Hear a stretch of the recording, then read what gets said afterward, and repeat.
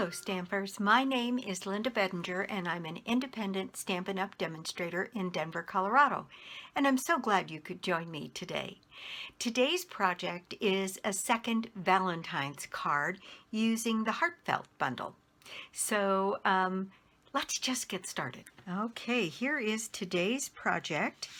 It's a pretty little Valentine's card that has a little bit of different of the DSP and opens this way. It's just a regular card base. What you need to make this card is a real red base that is 8.5 by 5.5, scored and folded at 4 1/4 just like normal. Then it's scored one additional time at 2 1/8 and folded back on itself. That gives you an opening like this. Then we need a piece of Whisper White for the inside that measures 4 by 5 1/4. Then I have a piece of Designer Series paper, this with the pretty foiled hearts in Flirty Flamingo. And this is 5 1/4 by 1 7/8. I think that's right. Yep, 1 7/8.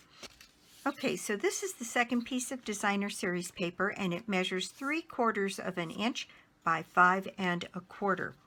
Then you need a pretty good sized piece of white for scrap, because you need to cut out this circle. And I used my stitched shape framelits. Yes, stitch shape framelits, and I used the largest of the circles. And I've cut mine out already. Then you need the 2 heart punches, the one that is the plain heart and the one that is the scalloped heart. And then I'm using the stamp set Heartfelt, and I am using from this Love You Lots. I'm using this Happy Valentine's, and I'm using this little stamp right here.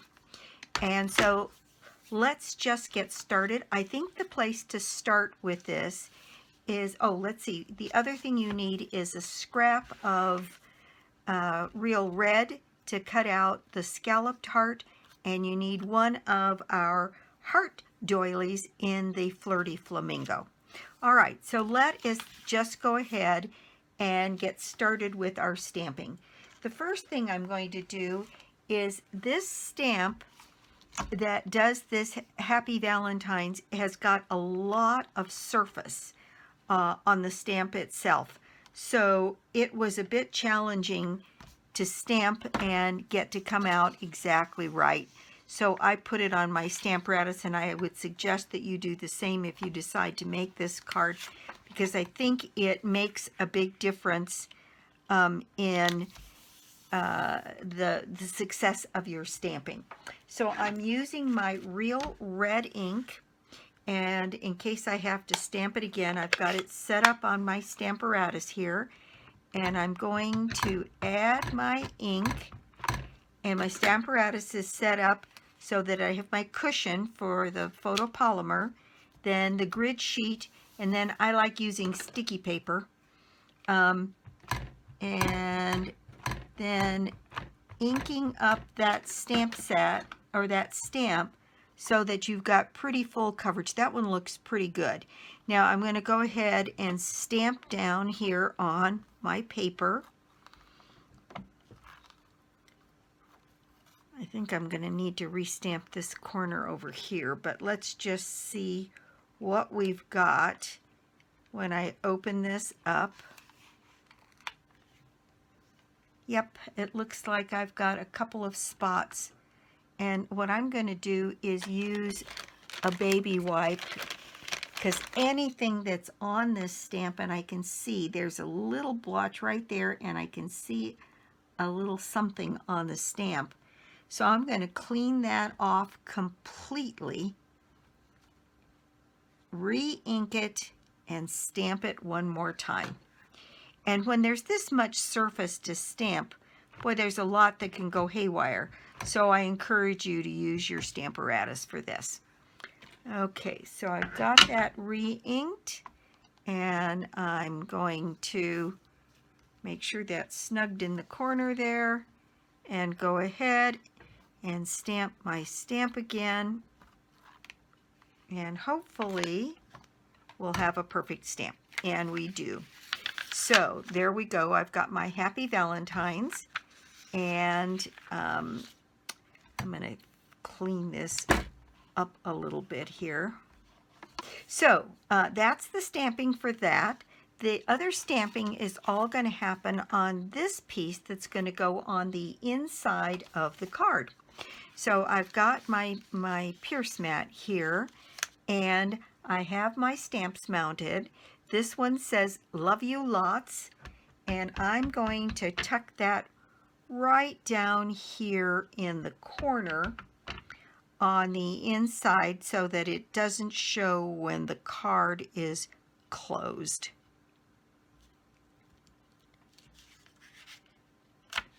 Boy, that wanted to stick, but we got a great stamp. Okay, the next thing I'm going to do is use my little heart stamp, and I'm still using my Real Red ink, and on this one I put a little heart right above those words on the inside, and then kind of measuring where my designer series paper is going to go on this card. I want to get, got something stuck, a thread stuck there to the card. I know I'm going to put that with a very small margin on the end here, and what I want to do is stamp these hearts one above the other here at the top, and then again down here on the bottom, one, and then another one right underneath it. There we go. And that's going to give us that pretty look here, so that when the circle closes on our card, we see those hearts there, and then I'll show you what I did to embellish them. So that is all of our stamping. So I'm going to put my ink away before I put my fist in it, and just wipe down my hands one time just to make sure I don't have any residual red any place. It's always scary working with red and navy and some of those dark colors, because if you start smudging, boy, it's pretty hard to recover. Okay, so this piece I'm going to put down next, and I'm just going to put some snail on the back of this piece, making sure I get some snail on both ends particularly, so that I can get it stuck down where it's going to stay put. And this is cut at the same size, 5 1/4, as my inside sheet, so it will go from the top to the bottom of my card. And if you don't have it just exactly perfectly, you can turn it over and trim it off. This one's going to work just fine. Now then, I'm going to add my snail to the back of this card and add it to the inside of my card. So just trying to get a similar margin all the way around, and there we go. All right, now I can add this piece of designer series paper on. You know, this must just be getting close to being out. It's giving me a little tough time, so I'll use the other. And this piece goes right here on the front of this card, again with a similar border around, and it matches the border across the back of the inside of the card. And that's pretty important. As you're seeing it closed, it should match. Okay, then the next thing I'm going to do is take my scrap of red and my scalloped heart and cut out my scalloped heart, And then I've got these pieces. Now, the piece that we stamp, now on this one, what I'm going to do is take my plain heart that isn't scalloped and punch out this heart. And this, oops, it's a little long here, so I'm just going to nip off a piece of this at the bottom so it'll fit in the punch. There we go. And this can be centered so that it's got a similar white border all the way around, and then punch that out. All right, now we have this piece, which I'm going to add a little bit of snail to the back of this heart, and I'm going to put it in place and center it on this heart. Might not have been completely dry.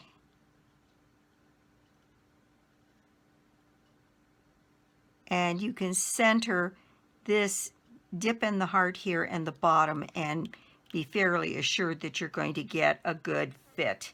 Now I'm going to grab a piece of scratch paper here and blot that one time just in case there is any red ink left on it.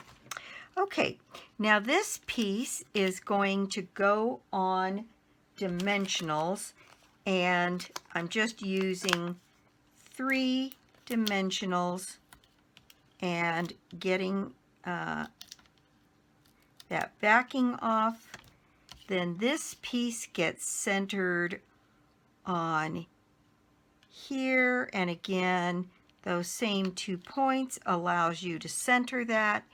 And then this,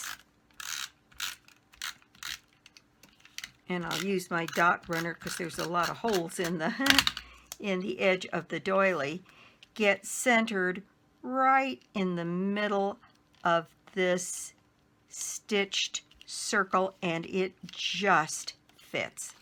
Now we're almost done. This piece is going to adhere to this panel, and it's part of what's going to open so that you have plenty of decoration when you open it, and it looks really good closed as well. So we want to make sure that we get our glue only on this half. So I'm going to pinch a little pinch on either side of that circle, and you can barely see it. And I'm going to use my Tombow glue because I want something that's really strong because people are going to be pulling on that. So it's on this side, and I'm going to put some Tombow glue on that. And I got kind of a lot on the edge, so I'm going to kind of clean it off there. All right, now this piece is going to go right here, and you can center the heart and watch your margins on either side and get that centered on the card. And then because it's Tombow, you can wiggle it around and make sure you've got it just the way you want it, but then you're going to need to hold it for just a second while Tombow kind of gets its grip there. And then the last thing we're going to do with this card is put some red rhinestones on it. And I'm still using the rhinestones from the Holiday Basic Rhinestone Holiday Rhinestones. I'm probably not saying that right, but I'll put it on the video so you can see it. And I'm putting one at the top there, and I'm putting one on the inside of each of these little 4 hearts so that we get bling both when the card is open and when the card is closed, which is kind of fun. And you can use regular rhinestones, but I have these red ones, and so I thought I would just go ahead and use them. And there we go. That is our project for the day. Thank you so much for stopping by my YouTube channel today. I do so appreciate it. And if you don't already have a Stampin' Up! Demonstrator, I'd love to be your demonstrator, or you could join my team. Now's a particularly good time to join Stampin' Up! There's a join offer that runs through Celebration. So from now until March 31st. I had a lady join this morning, and so she got the $125 worth of product for $99, plus as a new demonstrator, you get this little mini trimmer. It's the only way it's available right now. And then you get a sample pack of the design, some of the designer series paper. And then you get to pick another stamp set of your choice. So it's a pretty good deal. I figured that join offer is worth probably around $180 for $99. So it's an excellent deal. And joining now gives you the opportunity. Your first minimum isn't due until the end of June, so it gets you all the way through Celebration, and it is a great time to join. So let's see. My prize draw for the month of January is a bundle of your choice out of the mini catalog, and all it takes to be in the drawing is to put an order on my site, lbedinger.stampinup.net, or you can get to it through my blog, www.inkingenuity.com. Now, the information, the measurements, and the supplies are listed below the video, but they're also listed on my blog. So if you have any trouble, you can always go to my blog, and all the measurements will be there, and pictures of the card, and the video, again, will be there, so you can watch it again. So that's it for me today. I will be back soon with more cards, more tips, and more projects. Bye.